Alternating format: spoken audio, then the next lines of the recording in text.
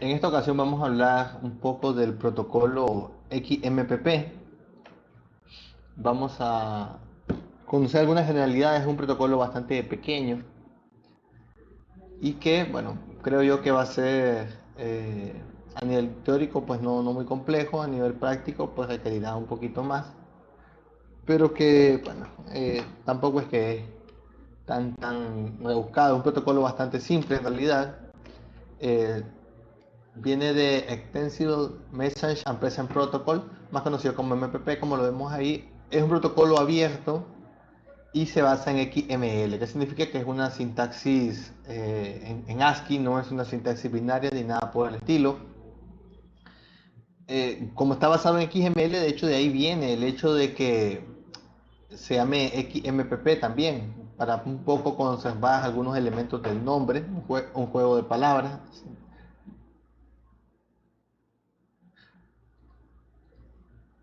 No, de hecho, esto es mucho más anterior. SAN es un producto, XMPP es un protocolo. Sí, se parece bastante, es cierto, la escritura a SAM. Así que cuidado, lo confunden cuando busquen información de él. De hecho, si ustedes buscan información de XMPP, lo más que van a hallar es la RFC. Y eso no significa que es que no sea importante. Lo que pasa es que más allá de cómo se implementa, pues no hay mucho más que decir. Y concretamente, ¿qué hace XMPP? XMPP es el protocolo estándar para el servicio de mensajería instantánea, el chat que nosotros le decimos. Luego hay muchas formas de implementar el chat ya propietarias, por ejemplo, como lo haga Skype, como lo haga Google. Sin embargo, incluso como lo haga el mismo Facebook. Sin embargo, toda la base de cómo ellos luego construyen la forma en que el protocolo que subyace trabaja está basada en XMPP, que es el que pone las bases de cómo se debe de hacer una comunicación o para una comunicación de mensajería instantánea. Eh, entonces, XMPP es el protocolo, el estándar, el primero que lo hace, y por eso es que es libre. Está su definición pues perfectamente documentada. Ya les decía yo que gente como Facebook, WhatsApp, Nimbus y otras empresas pues lo ocupan o lo han ocupado al menos en sus inicios, porque es algo que ya está, es robusto, está muy bien definido y todo lo toma en cuenta a la hora de poder implementarlo. Una de las principales características es que es descentralizado, no necesita que exista un servidor principal con el cual nosotros nos comunicamos, sino que se parece en ese sentido al servicio de correo electrónico, que en el servicio de correo electrónico no hay un servicio de correo mundial, por así decirlo, sino que existen diferentes servidores. Entonces pasa igual con XMPP. Existen diferentes servidores XMPP y un servidor pues se conecta con otro servidor XMPP. Entonces, entre las ventajas que tenemos de XMPP, pues van a estar que es descentralizado, es decir, no se necesita ningún servidor principal, sino que un servidor se comunica con otro servidor de la misma forma que lo hace el servicio del correo electrónico.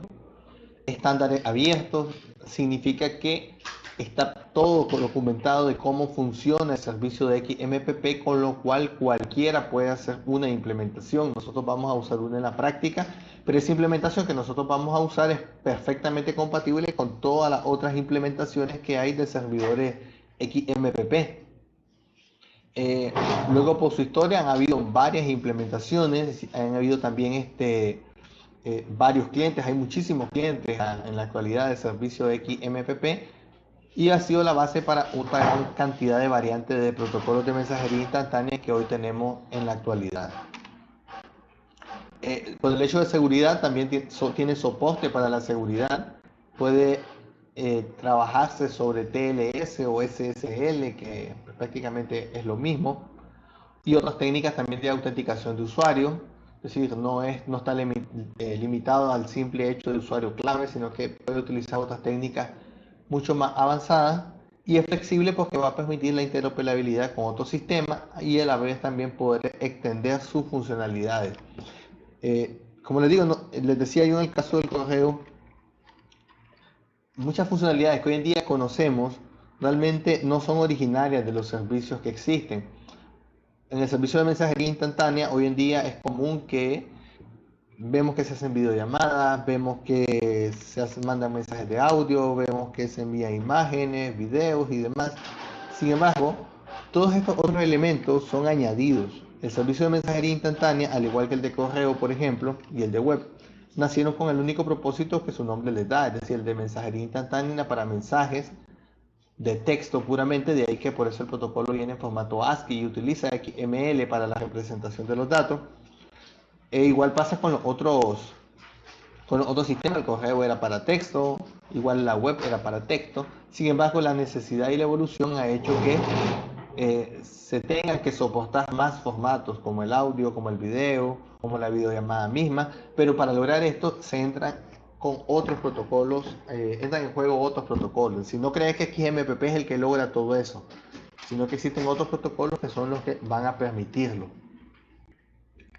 ¿Qué desventajas se tiene en el protocolo XMPP? Y esta es una desventaja en los servicios de mensajería en general. Y es que típicamente el 70% del tráfico entre servidores son datos de presencia.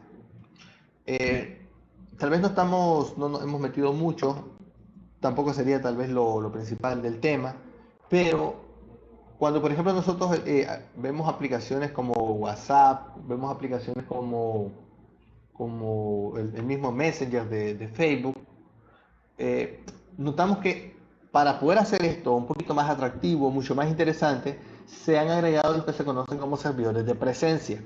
¿Qué hace un servidor de presencia? No sé si ustedes recordarán o lo habrán usado así alguna vez, pero antes las aplicaciones de mensajería no te decían propiamente si la persona estaba conectada, si estaba desconectada, cuánto tiempo tenía de estar conectado, y menos lo más reciente, que es que tenga, que si el mensaje ya se le entregó, que si ya lo vio, que si está escribiendo para contestarte. Entonces, toda esta funcionalidad es funcionalidad extra.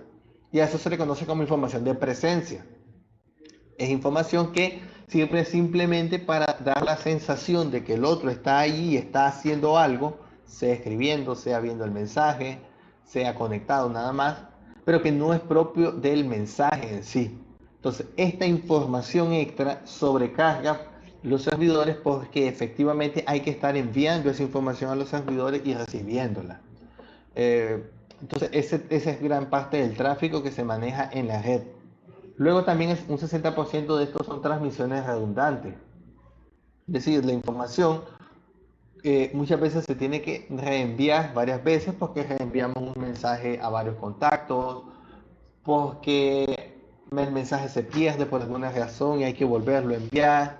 Es decir, hay información de más que la simple información que debería viajar para la comunicación del chat.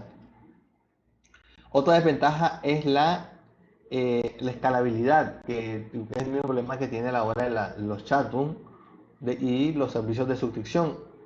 Es cómo más se maneja el hecho de la existencia de grupos de los cuales forman parte gente que están geográficamente demasiado dispersas. Entonces, eso hace que exista una comunicación entre servidores ubicados en diferentes localidades para poder mantener esa comunicación. Para nosotros es transparente, nosotros podemos crear un grupo con personas que están en Estados Unidos, España, cualquier parte del mundo en realidad, y nosotros vemos que la comunicación fluye de manera rápida.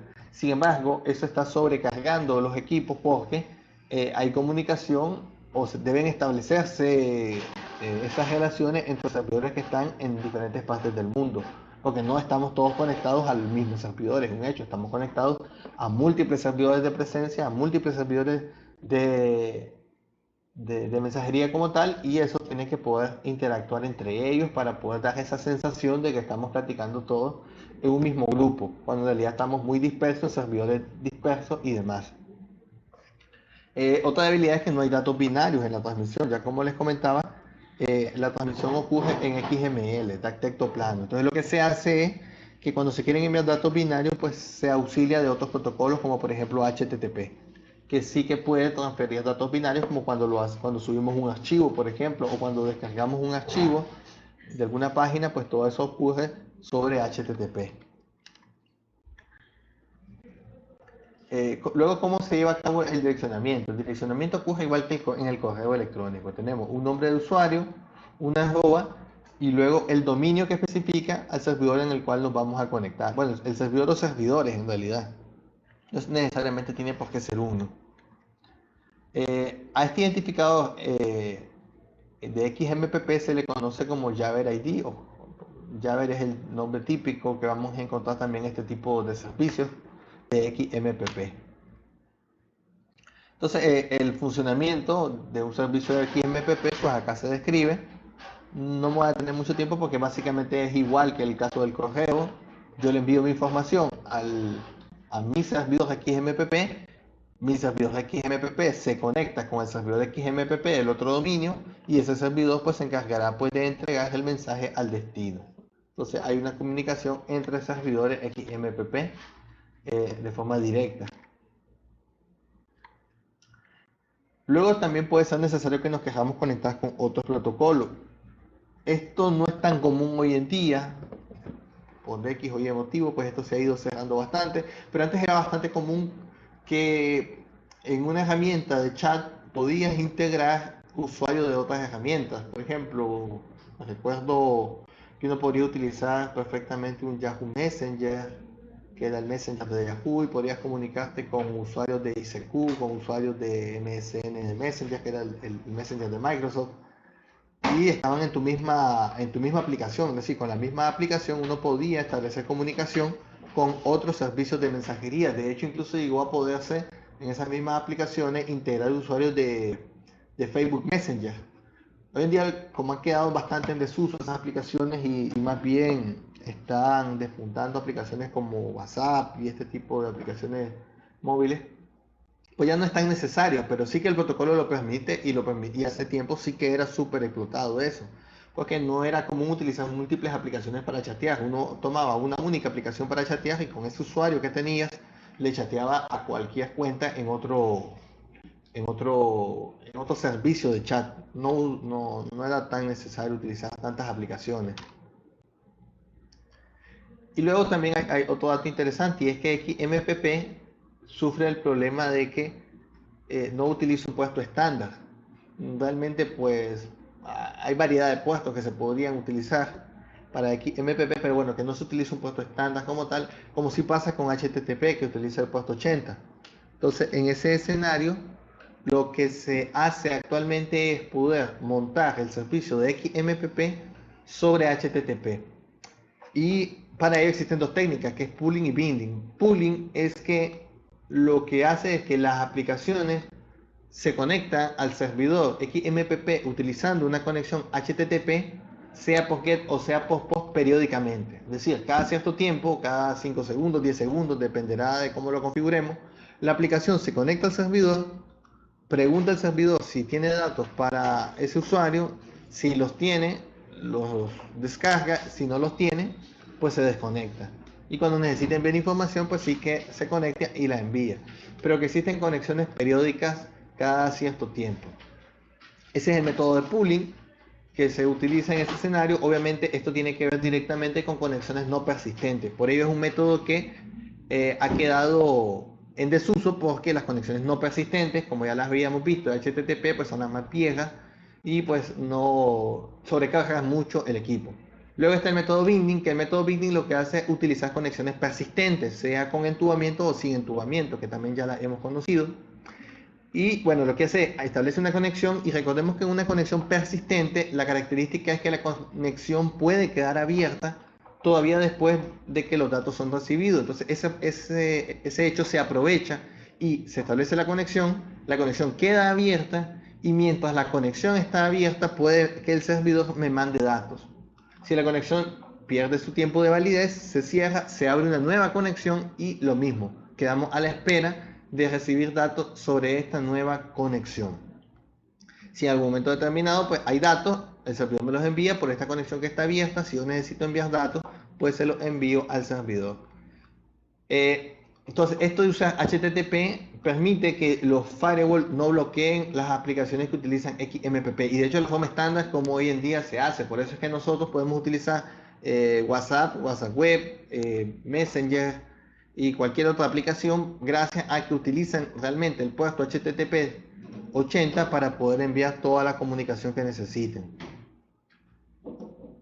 Luego también tenemos eh, diferentes formas o tipos de mensaje en XMPP.